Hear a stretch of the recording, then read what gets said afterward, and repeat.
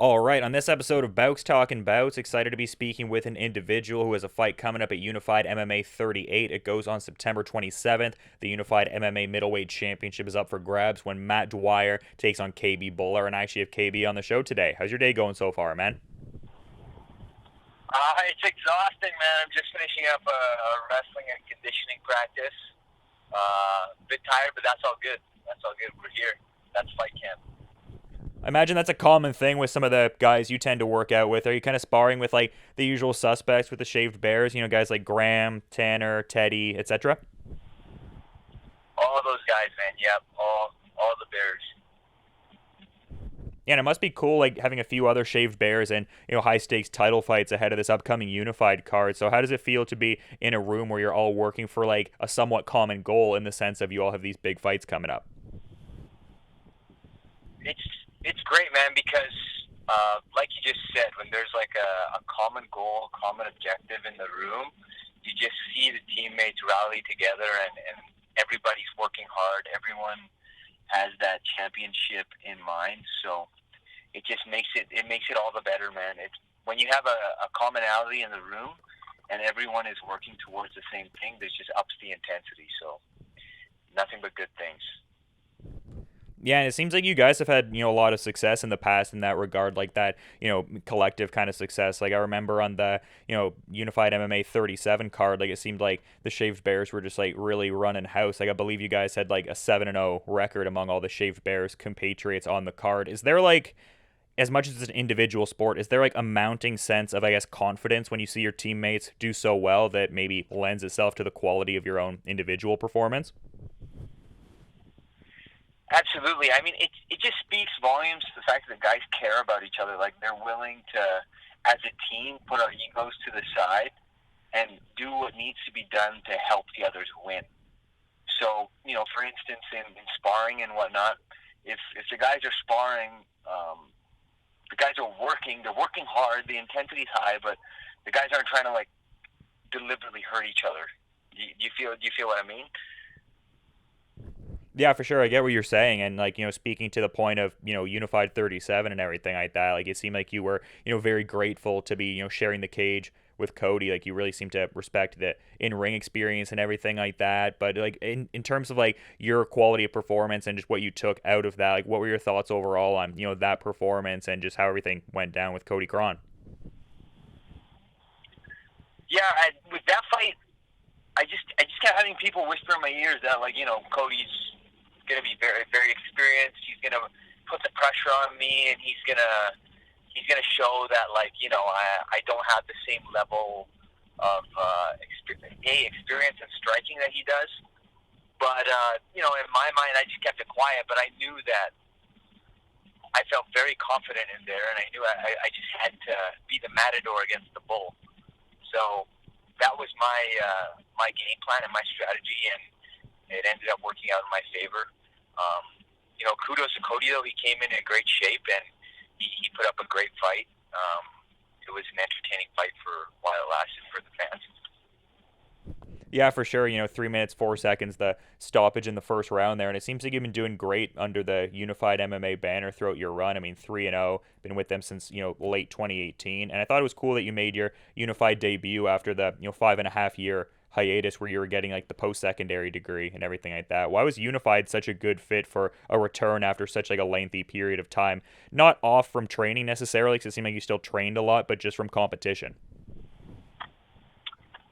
Well, interestingly enough, before my hiatus, Unified was kind of like the low-tier player in town in terms of like the level of the fight promotions.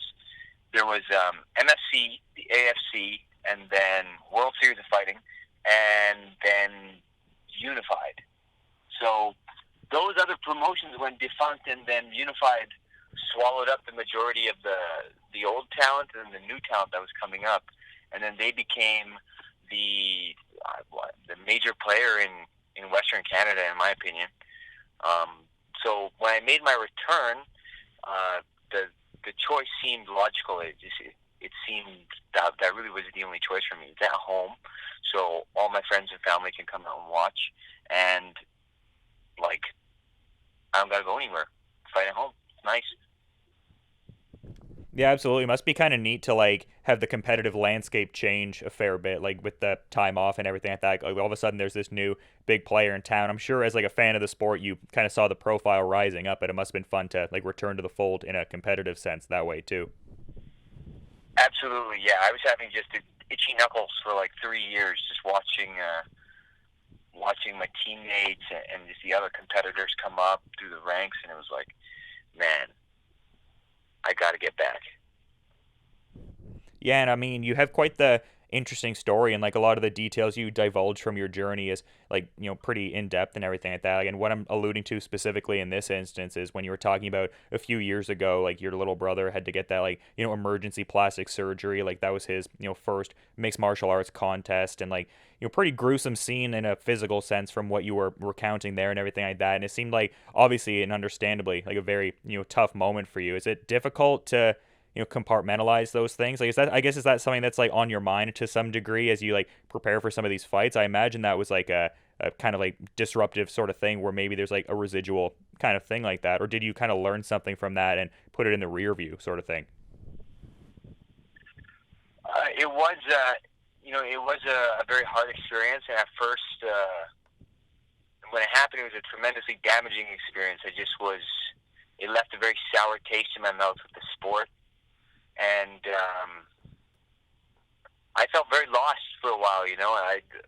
I didn't know what to do when the one thing I had been pursuing all my life just didn't make sense to me anymore, and that thing was mixed martial arts. So for a while, I just felt a very sour taste in my mouth with the sport, but in the end, the love came back, and as I pieced the pieces together, I just had to find that love for the game again, And once I did, once I realized that it was still there, that hunger to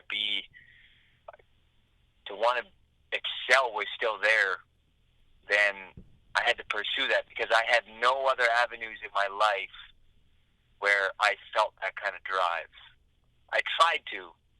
I tried to find something else, thinking that MMA wasn't for me anymore. But in the end, it just kept calling to me, man. It kept calling to me in the back of my mind. I'd be dreaming about it, daydreaming about it, sitting at home all day thinking about it. It would just eat me up. So I was like, hey, if there's one thing that is consuming that much of your mental landscape, then pursue that thing. Because in the end, you have no other choice but to be good at it if it's consuming you that much. So it wasn't like an I tell that to people with any pursuit you have in life. Like if there's one thing on your mind that is consuming you all day, whether it's one of your hobbies, interests, whatever, then pursue that thing. Yeah, absolutely, man. So there was no like I guess like epiphany kind of moment. It was just like a gradual, you had to like kind of do your thing and then sort of like organically reconnect with the process and just like organically reconnect with your love for the sport. Yeah, I had to transfer that hate for the sport that I was feeling, understand why I was feeling that way, and then really just find that love for it again. Like when I was coming through it, like I had my teammates like start to do really, really well. Like for instance, one of my real good friends and training partners, Tanner Bozer. Like Tanner was coming up through the ranks, and he was becoming this monster heavyweight, and just a great fighter overall. And like Tanner approached me one day after training, and he was like, "Dude, what are like?" Because I was talking about how much I was hating work and like just accounting and whatnot. And he's like, "What are you doing?" He's just like, "What are you doing, man?" He's like, "You have like so much potential." He's like, "And it's still there." He's like, "You're just wasting it." And him saying that to me, it was just like I had this like moment. I went home that day, and he gave me a book. And he told me to read it. one day after sparring. I went home, I read it, and then that's when I was like, Jesus Christ, I need to quit my job. Well, I need to quit my job. I'm just going to pursue MMA full time. And then that's what I did. what was the book that he'd given you? Sorry, like what was the literature there? He gave me the book is called The Alchemist by Paulo Coelho. And just provided a lot of perspective, like where you were at, like emotionally, and helped you come to terms with that, or was it more so like a refocus on what your potential could be, kind of a thing? I guess what did you derive from the book that was so influential? The message of the book was very simple. It was a very simple story. It was just follow your passion. Follow what you're driven to do.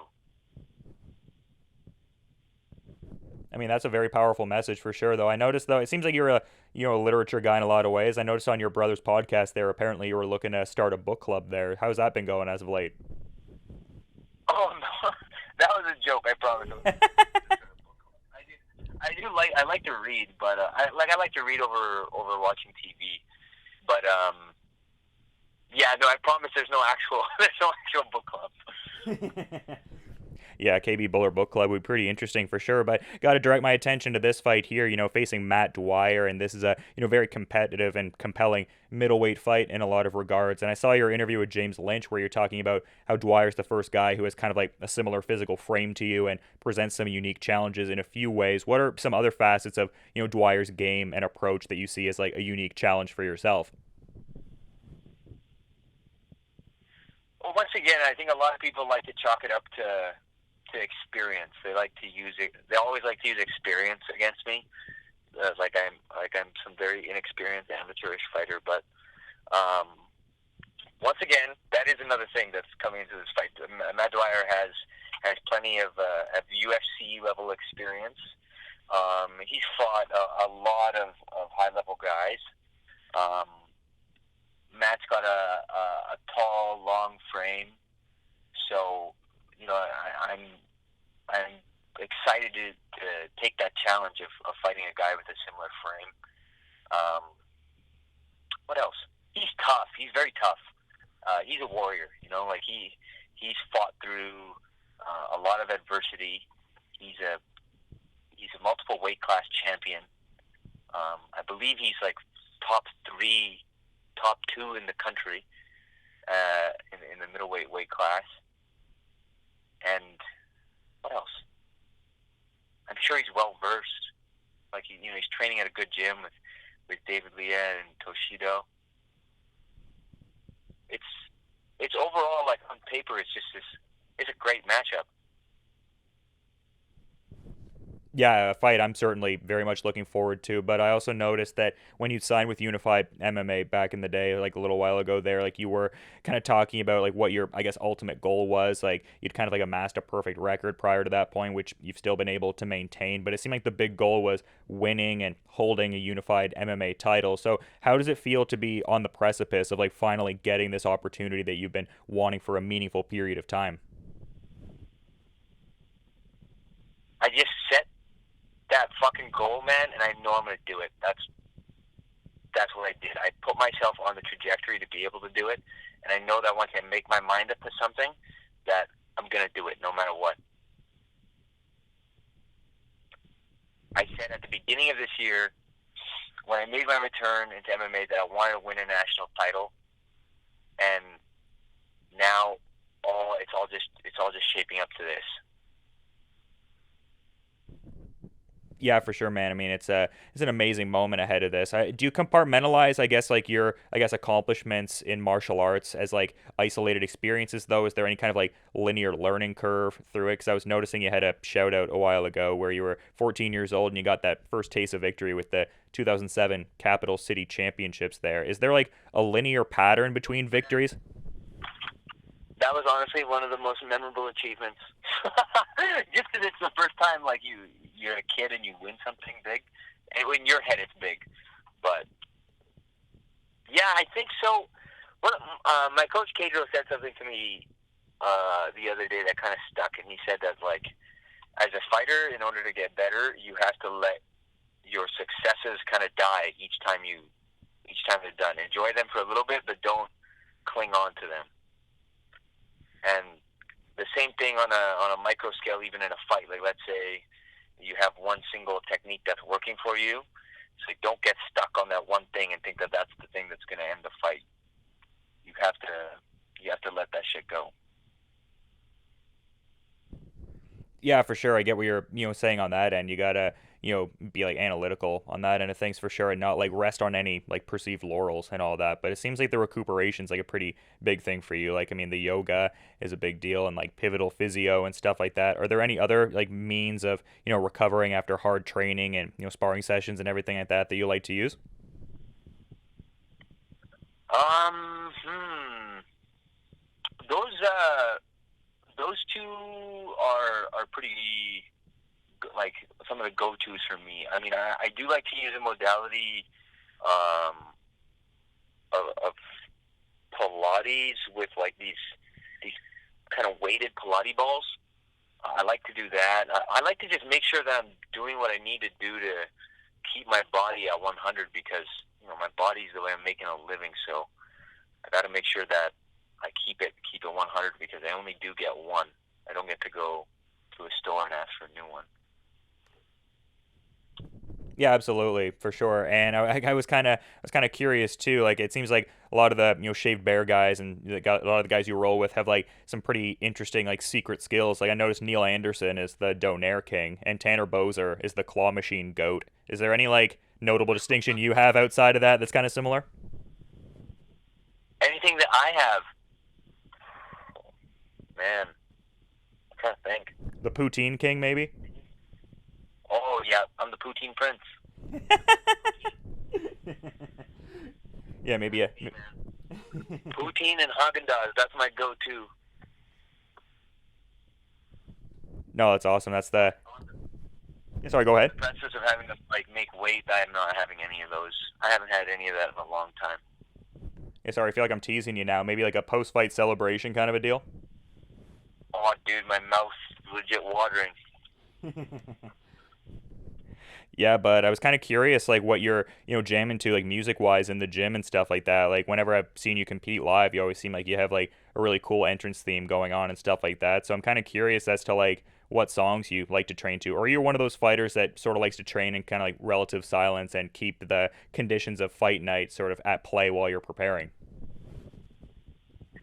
You know what? I mean, at the gym, when I have the choice of music, fuck, I listen to almost anything, man. Like right now, my Spotify playlist is like the last 20 songs. It's like I got like John Fogerty from CCR.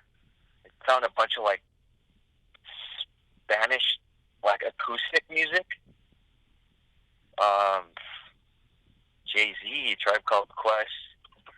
I listen to literally everything, man. I have no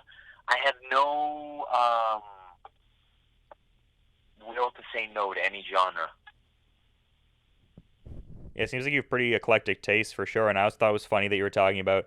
I think it was like an MMA Empire feature or like Top MMA or one of those sites. But it was they were asking about your favorite song. You know what I want to do? I want to come out. I want to come out to a country song just to piss off every Indian person that comes out to my fights. What song would you come out to? You think like anyone in particular, or just a country song in general? I think I'd come out to Scarecrow in the Garden. Okay. Chris Stapleton. That's a great tune, man. Yeah, I'd come out to that and just watch as everyone just goes, "Why?" It'd be a great reaction from the crowd for sure. But I also thought it was funny how you and your brother drove to Fort Mac to watch your training partners fight on that Prestige FC event. You played 500 miles by the Proclaimers for about 3.5 hours there. Yes, that was the best. That was the best. My brother legit went insane. Have you been able to listen to that song since? Dude, I'll listen to it all the time. He can't. He can't. He's traumatized. That's hilarious, man. But you've been great with your time. I'm curious if there's anything you want to add as a parting thought as we're kind of wrapping things up here, though. On my And I just once again I want to say thank you so much to everyone that's supporting me for this camp. I want to say thank you very much to my coaches, Jeff, Cadro, Luke, Danny, for all the time putting into my boxing. I can't wait to perform now, man. I'm just itching to just do this. Like, it's been a long camp, a lot of work. I'm in the best shape of my life. I just can't wait to do what I love to do. Yeah, for sure. And this is a stacked card, and I would say Dwyer versus Bhullar is one of the more intriguing bouts on the card, if not the most intriguing for my money. Unified MMA Middleweight Championship going to be up for grabs there. Goes on September 27th, and just really appreciate all the time there and all the insights, KB. Best of luck with the rest of your preparations, and enjoy the rest of your night too, man. Thank you very much, my friend. You have a good day.